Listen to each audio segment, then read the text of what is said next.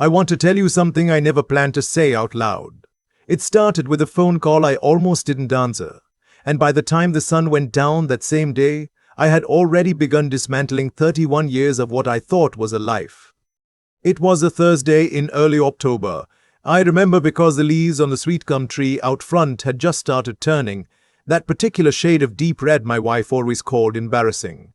Too much, she'd say every fall. That tree doesn't know when to quit. I used to laugh at that. I don't anymore. I was in the garage sorting through a box of hardware I'd been meaning to organize since spring when my phone rang. It was my son-in-law. That alone should have told me something. He never called me directly. In 12 years of marriage to my daughter, he had called my cell phone maybe 3 times, and 2 of those were accidents. His name is Douglas. Doug, he insists, though I've always thought the full name suited him better. Something about it fit the way he moved through the world.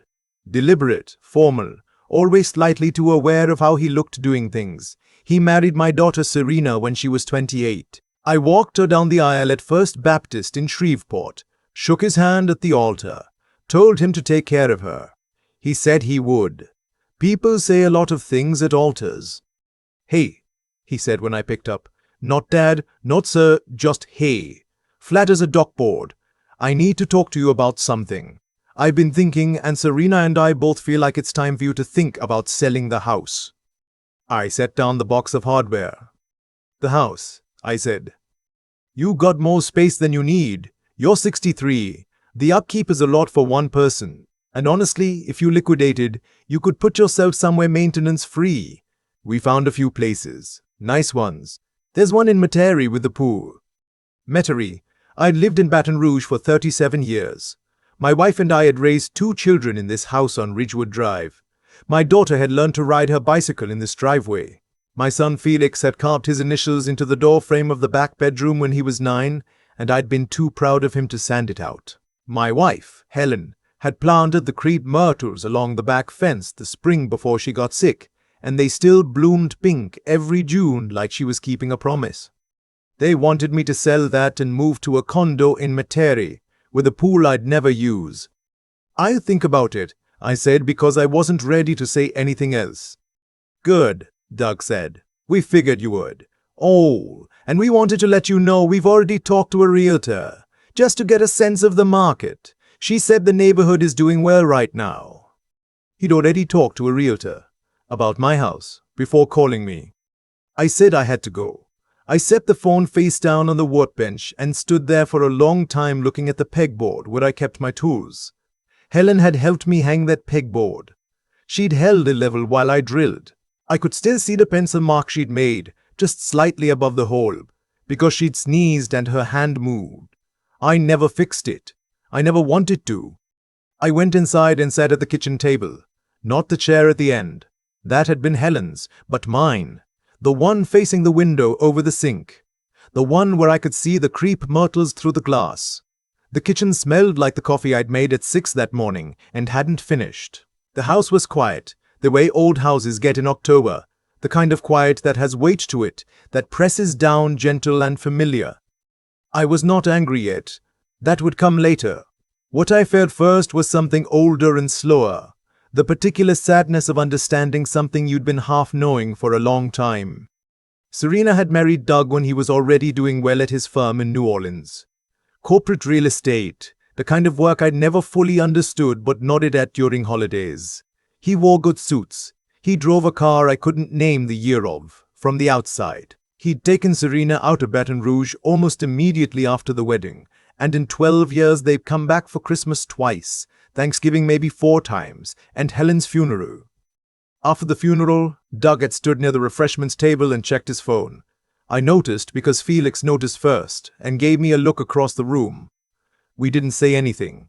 You don't at funerals. You file it away. That was 3 years ago. In those 3 years, I had fixed the roof myself with help from my neighbor Henry, repainted the shutters, kept the lawn the way Helen liked it, and figured out how to make her chicken andouille gumbo from the index card she'd written the recipe on in 1987. I was not falling apart. I was not a problem to be managed. I was a 63-year-old man living in my own house, maintaining my own life, grieving in my own way. But Doug had already talked to a realtor. I didn't sleep well that night. Not the kind of sleeplessness that tosses and turns. Just the flat, open-eyed kind where your brain keeps chewing on the same piece of gristle without getting anywhere. I thought about the word liquidate. That was the word he'd used. Liquidate the house. Like it was an asset in a portfolio. Like the pencil mark on the pegboard was a line item to be cleared. At 5:30 I got up, made coffee properly this time, and drank it at the kitchen table while the sun came up slow through the window over the sink. The crepe myrtles were still dark. They'd turn pink and bright in an hour. I watched them and thought about the word liquidate until it stopped meaning anything. I called Felix at 7. He's my son, 40 now, lives up in Memphis with his wife and 2 girls. We talk most Sundays. He answered on the second ring the way he always does, like he's been up for a while and waiting for someone to call. Doug called me yesterday, I said. A pause. About the house. You knew. Serena called me last week. She didn't ask me, just told me what they were thinking. I told her to slow down. He paused. Dad, I'm sorry. I should have called you right away. What exactly did she say? He told me. It was more detailed than what Doug had given me, and colder for it. Serena had apparently been talking to Doug about this for months. They thought the house was too big, too much maintenance, and more to the point, this was the part that landed hardest. They thought it would be better for everyone if the equity was freed up while the market was good. Better for everyone. They had a trip to Portugal they'd been planning. Their kitchen was due for a remodel. I am not making assumptions. These are things Felix told me directly. They're not bad people, Felix said carefully. No, I agreed, they're not. But knowing that didn't make it easier to swallow. My daughter and her husband had decided between themselves in conversations I was not invited to, that the house where she grew up, where her mother had lived and died, where my life was, should be sold, and the timing should be good for the market, and for their kitchen. I told Felix I needed to think. He said he understood and that he was on my side. I believed him. I also knew that being on my side and being willing to walk into a conflict with his sister were 2 different things. I didn't ask him to do either. I spent that day doing what I always do when something is sitting on my chest. I worked. I cleaned out the gutters, even though they didn't need it. I retouched the paint on the back fence post where the wood had started to look dry. I walked the property the way you do when you want to know something is still yours, measuring it with your footsteps, making sure it's still there. That evening, I drove to see my old friend Ray Duchamp over on Stanford Avenue. Ray is 71 and has been retired from the Postal Service for 6 years. We've been friends since before either of our kids were born, back when we both coached youth baseball out on Airline Highway. He had sweet teammate, which meant he'd known I was coming, which meant I'd called and didn't remember doing it, which is what grief does to the small edges of a man's memory. I told him everything, sitting in his screened porch with the moths hitting the light. He didn't say much while I talked, just listened, nodded once or twice. Ray is a listener by nature. Spent 30 years delivering mail and learned everything about a neighborhood just by paying attention. When I finished, he refilled my tea and said, "What does the deed say?" I looked at him. "The deed to the house," he said. "Whose name is on it?" "Mine," I said. "Just mine. Helen and I had it transferred when she got sick. Her idea. Said she didn't want it tied up in probate." Ray nodded slowly. "Then you don't have a problem," he said. "You have a decision." I drove home and went straight to the filing cabinet in the spare bedroom. Helen had set it up years ago, color-coded folders, everything in order. The deed was exactly where she'd filed it. My name, sole owner, recorded with East Baton Rouge Parish. I held it for a moment. It was just paper, but it felt like something more substantial than that. It felt like her, a little. Her handwriting on the folder tab, her system, her care for the future she knew she wouldn't be in. I put it back and sat on the edge of the spare bed. The room still had some of her things in it. A quilt she'd pieced together from old shirts. A photograph of the 2 of us at AV Island the summer Felix was born. I sat there until the room got dark and I hadn't turned on a light. The next morning, I called my attorney, a man named Doyle Fontenot, who had handled our estate planning after Helen's diagnosis. He is not flashy. He is exactly the kind of man you want when something matters. Quiet, thorough, and completely unimpressed by people who use words like liquidate as if they're doing you a favor. I explained the situation. He listened without interrupting. They don't have any legal standing to push a sale, he said. It's your property, solely titled. No liens I'm aware of. You can do what you want with it. I know, I said. I just needed to hear it from someone else. Have you thought about what you want to do? I had, most of the night in fact. I'm thinking about what Helen would have thought, I said. Doyle was quiet for a moment. That seems like the right place to start, he said. Helen would not have been angry. She would have been disappointed in a way that was worse than anger. The quiet, clear-eyed disappointment of someone who expected better, because she'd raised better. But she also would have told me not to let it fester. Do something, she'd have said. Not to hurt anyone. Just to make it right. So I made a decision. Not out of spite. Out of clarity. The same kind of clarity you find when the thing you'd been half seeing finally comes fully into focus. I called Doyle back the next day and told him I wanted to look into putting the house into a trust. My name with Felix as successor trustee, structured so that no outside party could pressure a sale, now or after I was gone. Doyle said he'd draw up the paperwork. We set a date. I also called the financial advisor at my credit union, a woman named Patrice, who was steady and direct and did not talk down to me. I told her I wanted to review everything. Savings, retirement accounts, any accounts where a beneficiary might be named that I hadn't revisited since Helen's death. She said, "Come in Thursday." Thursday I wore the same blazer I wear to church. Habit, it steadies me. Patrice pulled everything up without fanfare. We went through it methodically. I updated the beneficiary designations where Helen had been named. I removed an old joint account linkage that had technically still carried Serena's name from when she was in college. Something I'd meant to change and kept putting off. I also took a hard look at what I had and realized, not for the first time but more sharply than before, that I was not a man who needed rescuing. I had a pension from 34 years working for the state. I had savings. I had a paid-off house. I had a life that functioned, that was mine, that I'd built with my own hands and my wife's. I was not a burden to be managed. I was a man who had simply been too comfortable, too trusting, too slow to read the room. Serena called that Saturday. I let it ring once and then answered. "Dad," she said, and her voice had that brightness that I recognized as practiced. The tone she used when she was about to say something she'd rehearsed. "We were thinking about coming up next weekend. We found a few listings we think you might really like. One has a sunroom." "That's kind of you," I said, "but I won't be looking at listings." A pause. "Dad, I've been to see Doyle.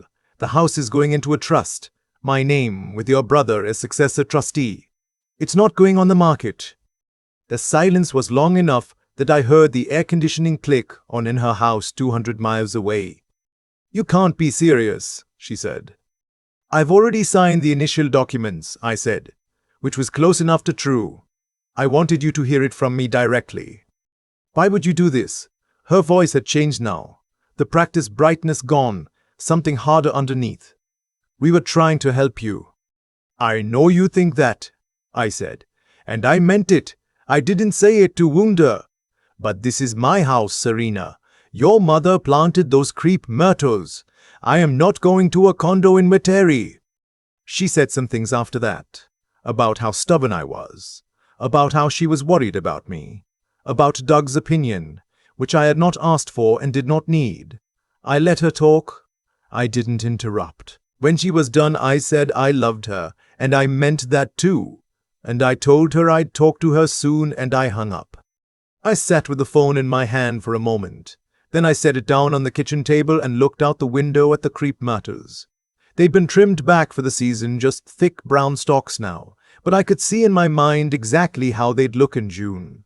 Pink and improbable and full of themselves, just the way Helen had wanted. Felix called an hour later. "She called me," he said. "She's upset." "I know." "Dad, for what it's worth, I think you did the right thing." "I know you do," I said. "I didn't do it for the argument. I did it because it was right." He was quiet for a moment. "Mom would have done the same thing," he said. "Probably faster." I laughed at that. First real laugh in a week. Faster and quieter, I agreed.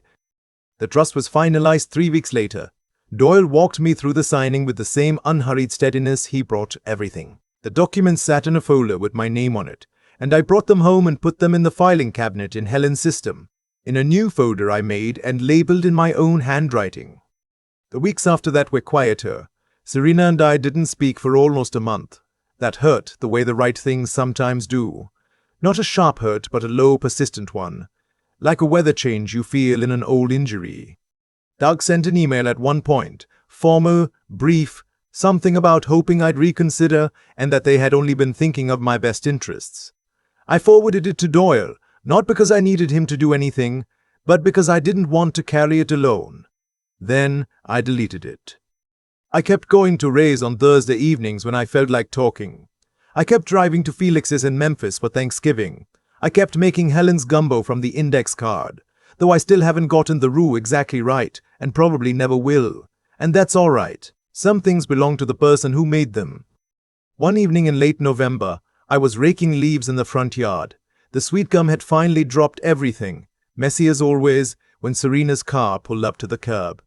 She got out alone. No Doug. She was wearing a coat I didn't recognize, and she looked tired in a way that had nothing to do with the drive. She stood at the edge of the yard for a moment before she came up the walk. "Can I come in?" she asked. "Of course," I said. I'd always say of course. She's my daughter. We sat at the kitchen table, her in Helen's chair without thinking about it, the way she'd always sat there as a girl. I made coffee. She wrapped her hands around the mug. "I didn't think about what the house meant," she said after a while. "I was thinking about practicalities, square footage, maintenance, the market." She looked down. "I wasn't thinking about Mom." I didn't rush to forgive her. I didn't pat her hand and say it was fine, because it wasn't entirely fine, and she was old enough to sit with that for a moment. "I know," I said. "Doug was the one who brought it up first," she added. "I should have pushed back harder." "Yes," I said, "you should have." She looked up, not hurt by that, or maybe a little hurt, but not surprised. "Are we okay?" she asked.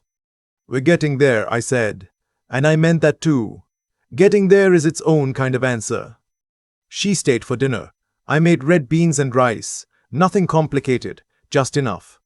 She did the dishes without being asked, the way she used to when she was a teenager trying to avoid doing homework. We talked about Felix's girls, about a problem she was having at her job, about the sweet gum tree and whether I should finally take it down.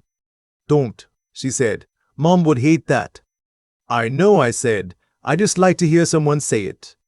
She left after dark, hugged me at the door longer than usual. I stood on the porch and watched the headlights go around the corner. Then I went back inside and sat at my table, the one facing the window, the one where I could just make out the creep myrtles in the dark, bare-limbed and patient, waiting for June the way they always had. I thought about what Ray had said. Not a problem, a decision. I'd made it. Not to punish anyone, not to prove a point, but because the house was mine and Helen's and it deserved to be treated like it meant something. Because it did. Because the pencil mark on the pegboard meant something. Because the index card with the roux instructions meant something. Because the initials carved in the back bedroom door frame by a 9-year-old boy who grew up right meant something. There's a version of growing old where you start to take up less space, apologize for your needs, agree to things that diminish you because you don't want to be a burden to people who are already deciding for you anyway. I had been edging toward that version without noticing. I am not there anymore. If you have ever been quietly talked over, if someone who loves you has ever handed you a decision already made and called it help, I hope this reminds you that your name on a deed means something. Your life, the one you built room by room and year by year, does not need to be liquidated to be of value, and the quiet choice to hold your ground, made without drama, without raised voices, without a single moment of cruelty, that too is a kind of strength that nobody can take from you. Thank you for listening. Share your thoughts in the comments. I read every one. I still think about the word Douglas used. Liquidate. He said it like it was neutral, like it was just math. But there is nothing neutral about being told that the life you built should be converted into something more convenient for other people's schedules. What I've come to understand, sitting at this table, looking out at Helen's crepe myrtles through the window, is that what happened between Douglas and me was not really about real estate. It was about something older and quieter. The difference between a person who does right because it costs them nothing, and a person who does right when it costs them everything. Douglas had never been tested that way. And Serena, who I raised and loved without condition, had let someone else do her thinking on something that mattered. That is not a character judgment. It is a consequence. When we stop paying attention to what we actually believe, when we let comfort make decisions for us, we end up on the wrong side of things without ever meaning to be. Serena didn't set out to diminish me. She just stopped asking whether she was. There's a kind of wisdom that only comes from having to hold your ground when it would be easier to give it up. I had to relearn that. For too long I had been softening my own edges, making myself smaller in rooms where I had every right to take up space, because I didn't want to be the kind of old man who causes problems. But accommodation without limit is not kindness. It's just a slower way of disappearing. What helped me was not anger. Anger would have made me sloppy. What helped me was clarity, the particular kind that arrives when you stop pretending you don't see what you see. I saw the word liquidate. I saw the already contacted realtor. I saw the Portugal trip and the kitchen remodel sitting just behind the concern in Serena's voice. I did not dramatize any of it. I just let myself see it plainly, and then I moved. That is the thing about real resolve. It doesn't announce itself. It just acts. I called Doyle. I sat with Patrice. I reviewed every document. I made the decision with a steady hand and a clean conscience, and when Serena pushed back, I told her the truth without cruelty and stood behind it without wavering. That is not stubbornness. That is the kind of backbone that takes decades to grow, and once you lose it, it doesn't come back easily. I am glad Serena came back.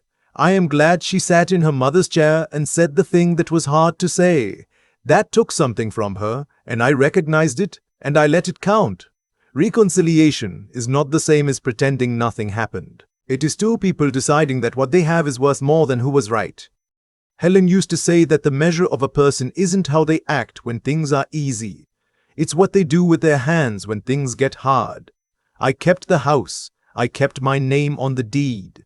I kept the pencil mark on the pegboard and the index card with the roux recipe and the initials in the doorframe. I kept what mattered because I finally understood that keeping it was the right thing to do, not for pride, not for spite, but because some things are worth protecting quietly, without drama, without an audience. That is enough. That has always been enough.